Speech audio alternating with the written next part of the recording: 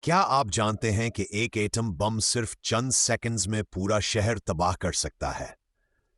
لیکن آخر یہ اتنا خطرناک کیسے ہوتا ہے؟ چلیے جانتے ہیں کہ ایٹمی بم کیسے کام کرتا ہے۔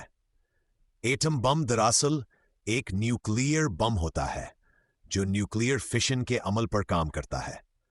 فشن کا مطلب ہے کسی بھاری ایٹم کو توڑنا، جیسے یورینیم 235 یا پلوٹونیم 239۔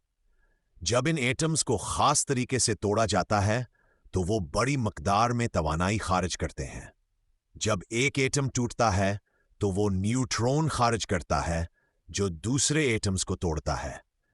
یہ عمل بار بار ہوتا ہے، جسے چین ری ایکشن کہتے ہیں۔ یہی عمل چند لمحوں میں زبردست دھماکے کا سبب بنتا ہے۔ ایٹم بم میں دو بنیادی حصے ہوتے ہیں۔ پہلا، فیشن مواد جیسے یورینیم یا پلوٹونیم۔ دوسرا، ڈیٹونیٹر جو چین ری ایکشن کو شروع کرتا ہے۔ جیسے ہی بم ڈیٹونیٹ ہوتا ہے، فشن کا عمل شروع ہو جاتا ہے اور شدید دھماکہ ہوتا ہے۔ ایٹم بم کا اثر صرف دھماکہ ہی نہیں ہوتا، بلکہ شدید گرمی، تابکاری اور ہوا کی لہر بھی لاکھوں لوگوں کو متاثر کرتی ہے۔ 1945 میں جاپان کے شہر ہیروشیما اور ناگاساکی پر